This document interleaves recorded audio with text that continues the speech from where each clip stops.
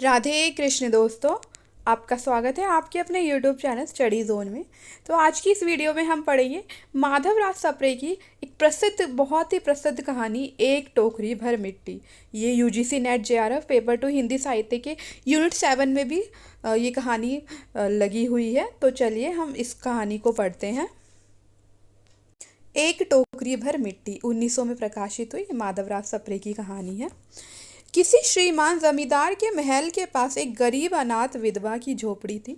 जमींदार साहब को अपने महल का हाथा उस झोपड़ी तक बढ़ाने की इच्छा हुई।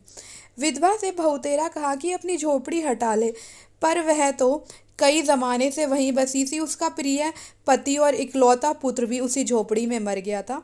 पतोहू भी एक 5 बरस की कन्या को छोड़कर चल बसी थी। अब यही उसकी पोती इस वृद्धा काल में एकमात्र आधार थी। जब उसे अपनी पूर्व स्थिति की याद आ जाती तो मारे दुख के फूट फूट रोने लगती, और जब से उसने अपने श्रीमान पड़ोसी की इच्छा का हाल सुना तब से वह मृतप्राय हो गई थी। उस झोपड़ी में उसका मन लग गया था कि बिना मरे वहाँ से वह निकलना नहीं चाहती थी। श्रीमान के सब प्रयत्न निष्फल हुए, तब वे अपनी जमींदारी चाल चलने लगे। बाल की खाल निकालने वाले वकीलों की थैली गरम कर उन्होंने अदालत से झोपड़ी पर कब्जा करा लिया और विधवा को वहां से निकाल दिया। बेचारी अनाथ तो थी ही, पास पड़ोस में कहीं जाकर रहने लगी। एक दिन श्रीमान उस झोपड़ी के आसपास टहल रहे थे और लोगों को काम बतला रहे थे कि वह विधवा हाथ में एक टोकरी लेकर वहां पहुंची। श्रीमान ने उसको देखते ही अपने नौकरों से कहा कि उसे यहाँ से हटा दो, पर वह गिड़गिड़ाकर बोली, महाराज, अब तो ये झोपड़ी तुम्हारी ही हो गई है, मैं उसे लेने नहीं आई हूँ। महाराज क्षमा करें, तो एक विनती है। जमींदार साहब से के सिर हिलाने पर उसने कहा, जब से यह झोपड़ी छूटी है तब से मेरी पोती ने खाना पीना छोड़ दिया है।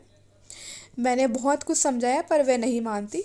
यही कहा करती है कि अपने घर चल, वहीं रोटी खाऊंगी। अब मैंने यह सोचा कि इस झोपड़ी में से एक टोकरी भर मिट्टी लेकर उसी का चूल्हा बनाकर रोटी पकाऊंगी। इससे भरोसा है कि वह रोटी खाने लगेगी। महाराज कृपा करके आज्ञा दीजिए तो इस टोकरी में मिट्टी ले आऊं। श्रीमान ने आज्ञा दे दी।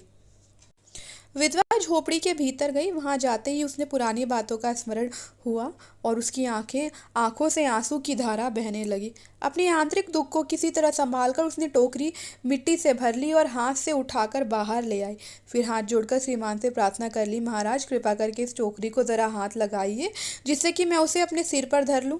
जमींदार साहब पहले तो बहुत नाराज हुए, पर जब वह बार बार हाथ जोड़ने लगी और पैरों पर गिरने लगी तो उनके मन में कुछ दया आ गई। किसी नौकर से कहकर आप ही स्वयं टोकरी उठाने आगे बढ़े। जो ही टोकरी को हाथ लगाकर ऊपर उठाने लगे, त्यों ही देखा कि यह काम उनकी शक्ति के बाहर है। फिर तो उन्होंने अपनी सब ताकत लगाकर टोकरी को उठाना चाहा, पर जिस स्थान पर टोकरी रखी थी वहां से वह एक हाथ भी ऊंची नहीं हुई। वह लज्जित होकर कहने लगी, नहीं, ये टोकरी हमसे ना उठाई जाएगी। यह सुनकर विधवा ने कहा, महाराज नाराज ना हो, आपसे एक टोकरी भर मिट्टी नहीं उठाई जाती, और इस झोपड़ी में तो हजारों टोकरियां मिट्टी पड़ी हैं। उसका भार आप जन्म भर क्यों कर उठा सकेंगे? आप ही इस बात पर विचार कीजिए। जमींदार साहब धन मद से गर्वित हो अपना कर्तव्य भूल गए थे, पर विधवा ने उपयुक्त वचन सुनते ही उनकी आंखें खुल गई। कृतकर्म का पश्चाताप कर उन्होंने विधवा से क्षमा मांगी और उसकी झोपड़ी वापस दे दी। तो अभी हमने पढ़ी माधवराव सप्रे की कहानी, एक टोकरी भर मिट्टी।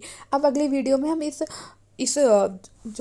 कहानी के जो मुख्य तथ्य हैं और जो इसका मूल संवेदना है वो सब लेकर आएंगे। तो लाइक करें, शेयर करें और हमारे चैनल को सब्सक्राइब करें।